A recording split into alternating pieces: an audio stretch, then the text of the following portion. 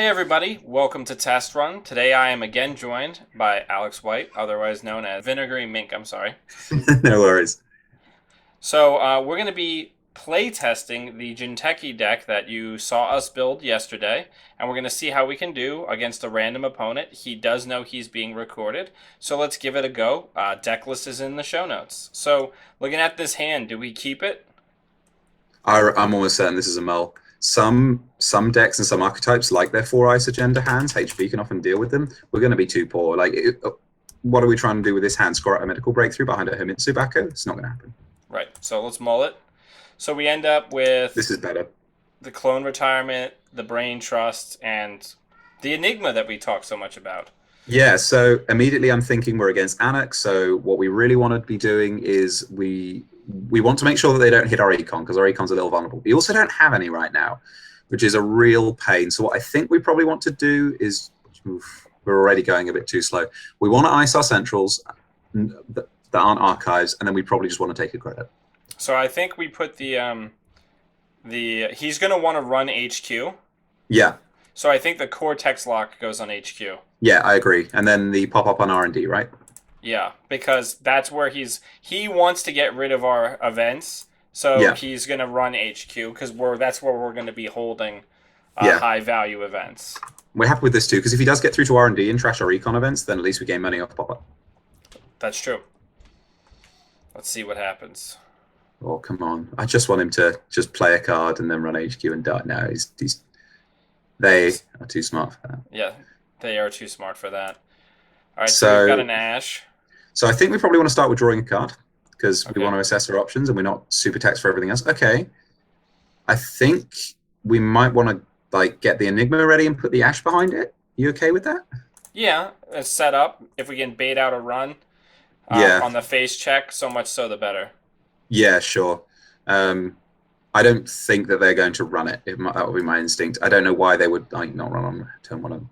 Oh, it is happening. Let's do it. Oh, it's so good. Woo! Oh, yeah. Oh, and the Apocalypse into the trash.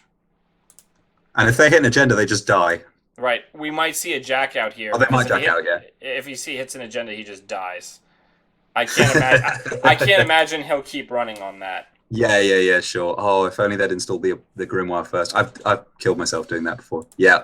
I've done it with Desperado as Gabe, because Gabe, you're like, I've got Desperado. What else do I really need? Yeah, look at Vortex that. lock. Oh, I guess I just die then. Yeah, their tempo just went down the drain. Okay.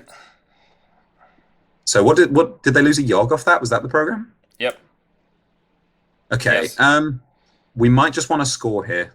So do we just drop the Brain Trust in and then click for 2 credits? Yeah, I think so. Yeah, seems. I know seems good. Yeah, we're playing low to the ground, but we have to, and then we'll poke them with net damage when we score it, and if they score it, they'll take damage too. So the Ash is not going to be incredible here, but it should be fine. Can we just Also, talk they've lost about the Yogg. well, how we just on turn 2 got like max value out of Cortex Log? Yeah, isn't it excellent? And kind of an anti-synergistic play, or not maybe optimal play. He's got Grimoire down before he has any programs, so now it's going to be even longer before he can run HQ. Yeah, so these locks are pulling their weight. I mean, that lock was worth the 2 credits alone. If it had trashed itself, that would have been fine. All right, so let's go ahead and score out. Yep.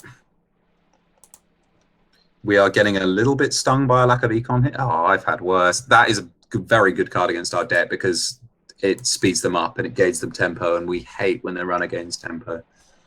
But thank God we didn't hit one of those off the Cortex lock. It would have been a real pain. Yeah. But this isn't looking too bad. They can't really take the fight to us. If they run HQ, then they're going to die. They're not going to do that. They need to install God knows how many programs.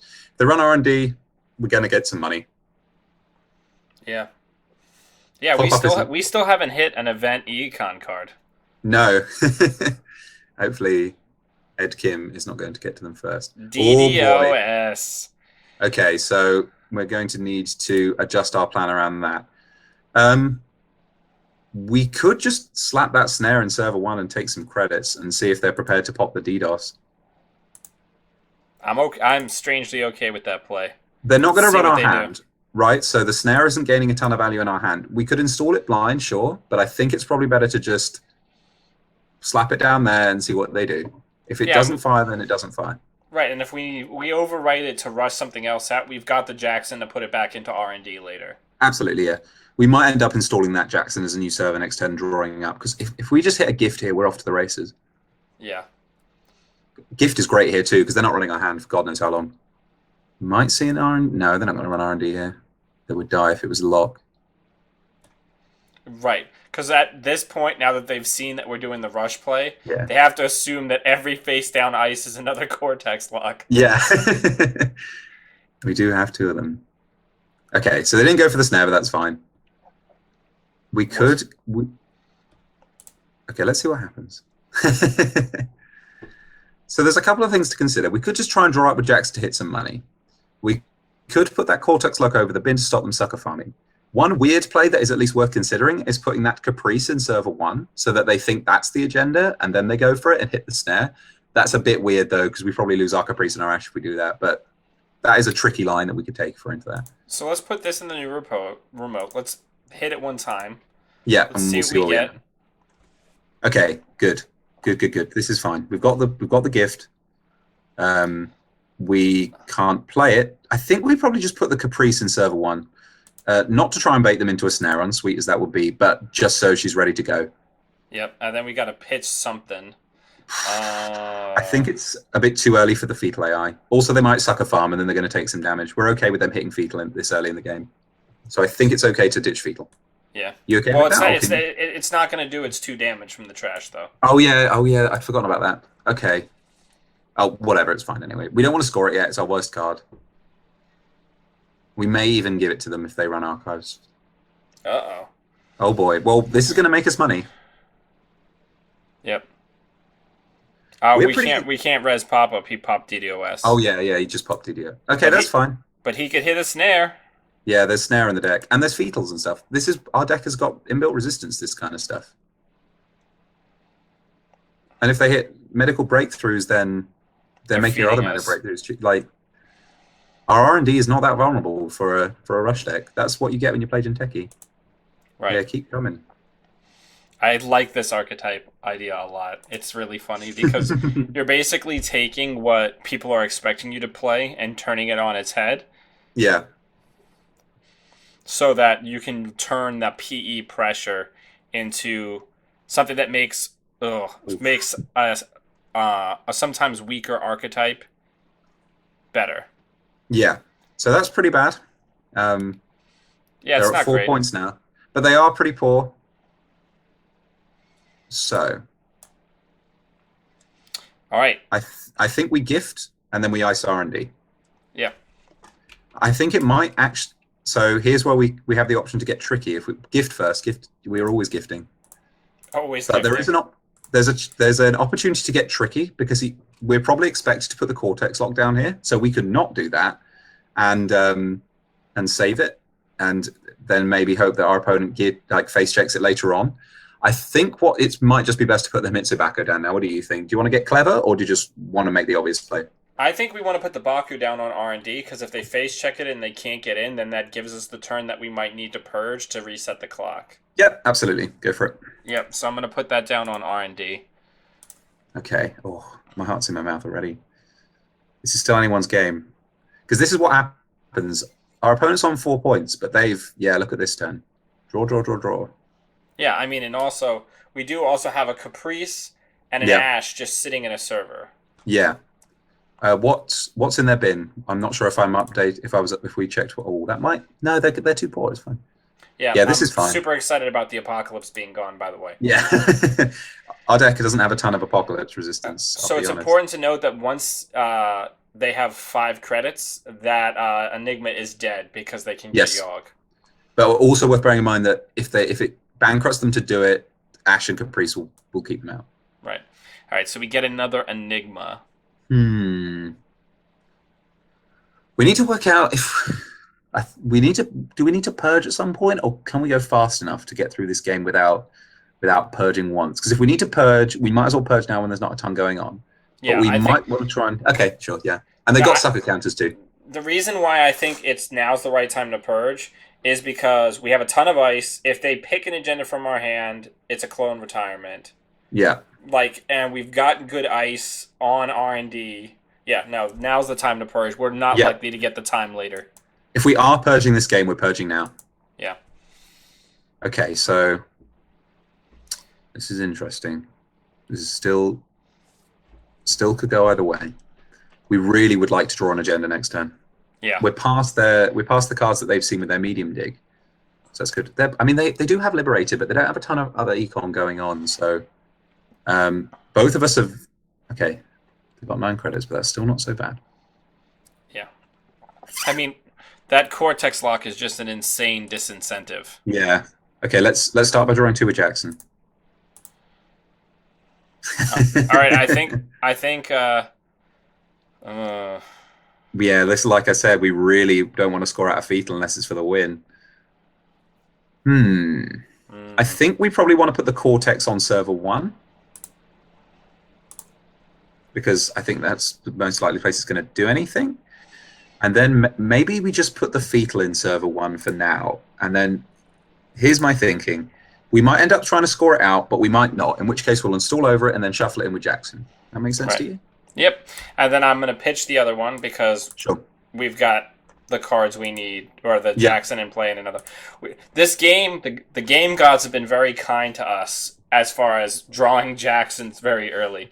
All right, so he's going to force the Jackson pop, which I'm okay with. I anticipated that would happen. So it's fetal, and then probably gift, but it might be Jackson. Do you reckon it's Jackson? I think it's money. Yeah. Okay. Cool. I agree. Because at this junction, with the amount that we are set up, we are going to be just windmilling any agenda we grab into the server. It's not. Yeah. We're not going to be pitching agendas, and he's not going to be milling us. Yeah, exactly. I wouldn't be that surprised to see Mimic come down because now they've got Mimic Sucker, and they can break Cortex Lock. Yep. I think we need to get some sort of ice on Archives next turn. Or do we just not or do we just not care? I like slapping down a piece. It might be that we ice Archives and advance that fetal some number of times so that we can actually score it out, because we might be forced to do that this game. Yep.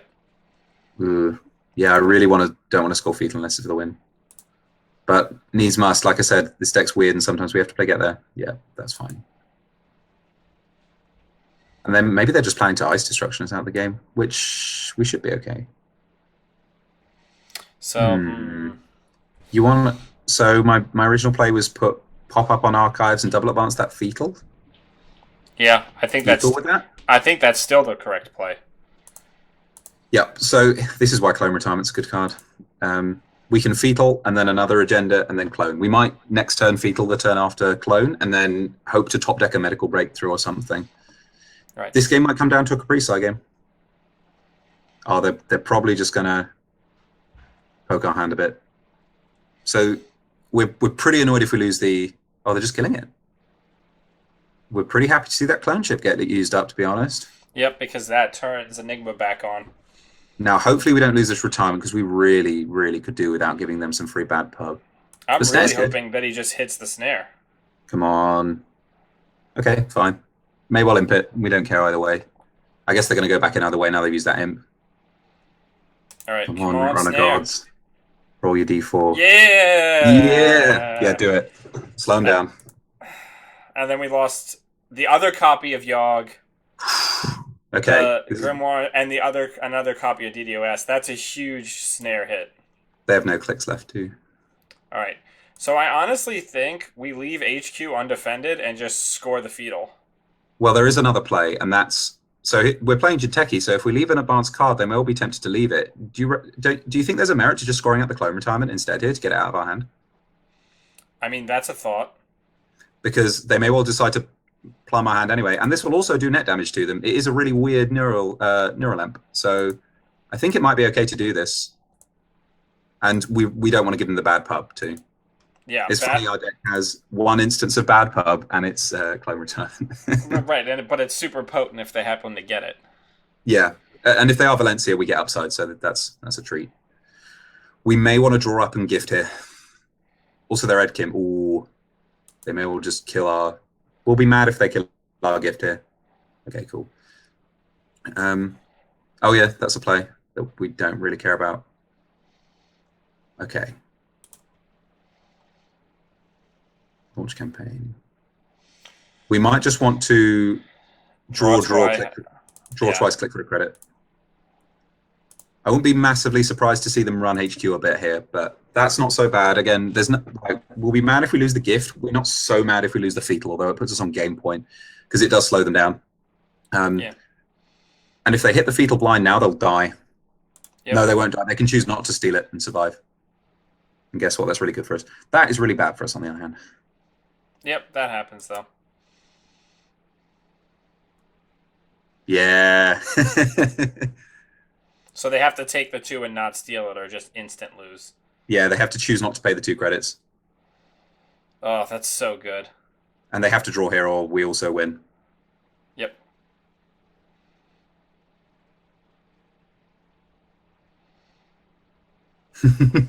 Yeah, oh, they got the line.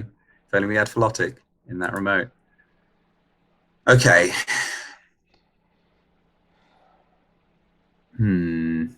I think we score out and make it so that they can't get the other fetal. Yeah, we're gonna have to fight for our last 2 points. Sorry, but we can do that. This Neural Katana might well do some work here. Yeah, because they're not anticipating it, and they still haven't put down Killer. I think what our next turn may well be is Ice HQ, launch campaign and scoring remote, and take a credit. Yeah. We are really taxing this guy some cards. We're doing a surprising amount of net damage because we're forcing him into suboptimal place. Yeah, so there's his pop-up window pulling its weight, like it almost always does. All right. No agenda, please. He still needs to pay. All right. If this is an agenda, I don't like our chances a whole ton. If it's not, things are still looking good. You got it. All right, so I think we put the katana on HQ. Yep. And then we put that in server un, and then take a credit. Yep. Okay, this is going to be tight. They may all just decide to poke HQ a bunch. I mean, poke R&D a bunch. They may all decide to run our remote here, but that's actually not the worst thing in the world. This would do 1 net damage, and we can't afford to res. This is a pain. So, what's the total trash cost in that server? 3, 4, 5, 6. Yep. Probably just let them through. Let them trash everything, and we'll gain some credits and put the launch campaign back there next turn. Try and money up and rally for our last 2 points. Yeah. That makes sense to you? Yeah, it does. And this is why one of many reasons I'm glad that you're here, because like this type of archetype, these types of decision-making processes is where I usually kind of throw my my strategy down and kind of like lose my way. You know what I mean? Yeah. I mean, me too. And I haven't played this deck a ton, so I'm not super confident in my decisions, but we're working with what we've got. We really, really wish we'd seen a bit more money this game. I mean, obviously, when you're losing a game, you should be thinking about what you can do better, and not just get really salty. But it is worth, like, if we'd seen some hedge funds earlier, this would be a different game, I reckon. Anyway, we have to try and fade some R&D accesses here. There's still a fetal left in the deck, which is good. If they hit fetal agenda, they die. So that's nice. Okay, fine. There. They're getting that Edkin value this game, tell you that.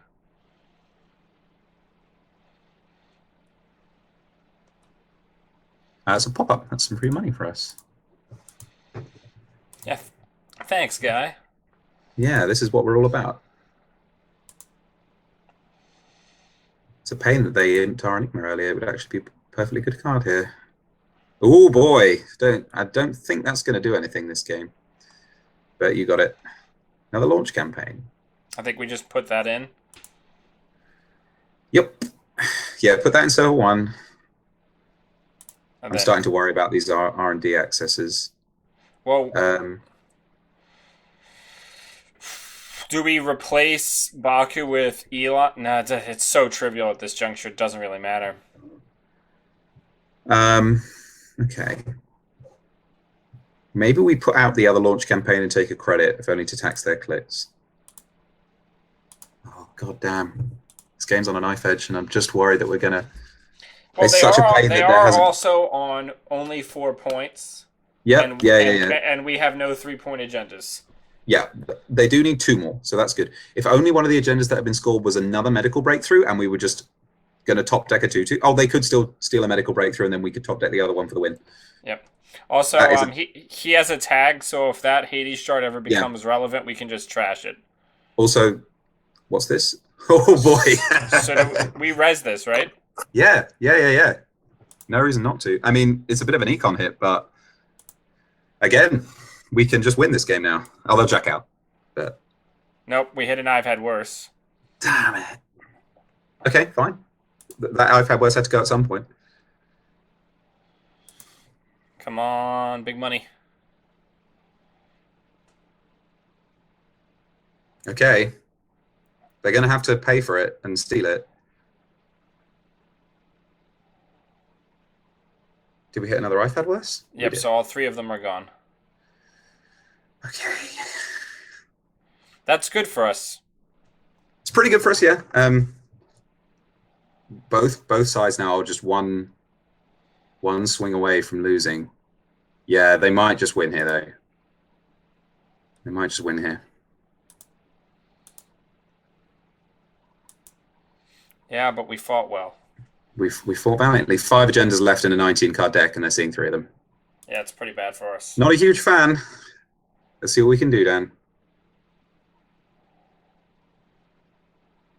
This is where video game players talk about RNGesus. Wow. Yeah, they got it. Good game. Oh. Whew. That was a really close one. Nail biter, fun game. Oh, damn it. Don't know. Can't trying win to work them all. out. Can't win them all. I'm trying to work out if we could have won that game if we played differently. Yeah, it is a nice deck. Yeah, I mean, but also, like, Kim's strangely good against us in a way that other people are not. It was actually... Kim got a lot of mileage that game. I'm not a huge fan of Kim, and we don't have a billion, but yeah, they did hit... Like, every single econ card is such an important swing for us. That's the key. Every hedge fund and every gift gains us so much tempo, and Ed Kim just smashes that. So, I think the funniest thing about Edward Kim, in my mind, is he and Gabe are what I like to call not actually hackers. Yeah, Because sure. Edward Kim just has a hammer. That's not hacking. That's called destruction of property. Yeah, I think that's so funny. One of the UK players, Zach Eden Rosen, also known as Gruber, just hates Ed Kim because he's just a big old racist. He's just a big racist. Anyway, we won't get into those issues, but it is super funny. I feel like everyone's getting a lot more interested in the lore of Android Netrun, and now they've released the World of Android book and really, brought it into our living rooms. I've heard a lot of competitive players excited for this product. So the flavor of the game still matters to people. Oh yeah, I mean, when I started playing this game, it was like they had a direct line into a theme that I like.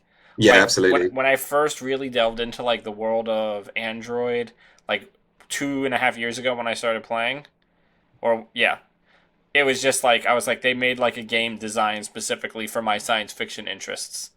Yeah, absolutely. I've heard a lot of discussion about Android Netrunner tabletop role-playing games. People want to start them. People want FFG to make one, and so it's you know that a universe is starting to take off when people are interested in that kind of thing. Yeah, I got a copy. I did the pre-order. That mat that comes with it is gorgeous. Yeah, I've got one on the way too. I wasn't going to, but my LGS got them in. So yeah, but thank you very much, Alex, for helping me pilot this deck. It's a riot, it was a pleasure. But yeah, you're stressed like the entire time though. Yeah, I wanted to quickly talk about this deck because we didn't quite cover this in the deck building, which maybe we should have done. But what I wanted to say about this deck was, if you're unsure about it, it's hard to play, and it might. I don't think it's quite at the level where you're going to be taking down your big level tournaments with it. But it is perfectly good for a GNK or even a store chance, and it will make you better at the game. Rush decks are hard to play. This deck is particularly hard to play. It'll be hard for your opponent. It'll be hard for you. So pick it up and play with it. This deck has a ton of value in testing the skill of both players. So if you and your buddy you want to get better for your store champs, try this kind of stuff. It'll teach you when to spot scoring windows. It'll teach you when to punish the runner when they make mistakes or have bad draws. It'll teach you to play to your outs. It'll teach you how to win an odd corner cases, how to play against cards or archetypes you're not familiar with. So I know, like, I guess I'll probably say this about every deck I ever talk about, but play the deck, play it, and learn what there is to learn from it. And maybe with some tweaks, this deck can really get there. I know I'm going to be taking it out for a spin or two on Jinteki and really hammering out the best version of the list, because there's potential here. Absolutely. I think there's a ton of potential here. And if nothing else, there's a lot of potential to play a different style of Netrunner and get a break. And like you said, train some of the key skills. Like, I think one of the most important things about training with Rush is most people, like, who try to play like Glacier, for example, are like, why am I just losing all the time with Glacier? And I'm like, because with FA, you don't know how to spot a scoring window. Yeah, and this deck is perfect for that, because if you miss a scoring window or think there's one when there isn't, you lose the game on those plays. So play it to learn. Play it to learn. Absolutely. I also want to say it's a shame we didn't get to see any Batties this game. Batty would have been great. Let's look at this deck. Boo, so far down. Late for work, Batty, late for work. Yeah, I know, because the Batty on the... Like, we could have just landed... Like, in hypothetical Magic world, if we had Batty in our opening hand, we could have just killed him turn one. Yeah. There were a few points in the game where they were dead if the cards fell a certain way, so they're always on a knife edge. You saw how close they came to dying turn after turn after turn, and if they didn't have all three I've had worse hit by net damage, I mean, that's the net damage denial like I've had worse, and econ denial for us is the kind of thing our deck will struggle with. So we put up a valiant effort in the face of hitting three I've had worses, because that card is a pain. If they were playing injects instead of I've had worse, this might have been a different hit. Right, but it is important to note that unlike maybe some other decks, since we are running Cortex Lock, we're incubated against the face check account siphon. Yeah, that is true. Absolutely. But yeah. Alex, thank you very much for joining me. Everybody at home, thank you very much for watching. You can find us on YouTube, Facebook, and on Twitter. Thank you. Catch you next time.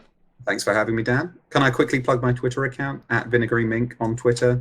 I talk about Netrunner stuff and very little else. I don't chatter all the time, but I love the network on there. I love the group think and the discussion that gets going on there. So yeah, cool if you follow me.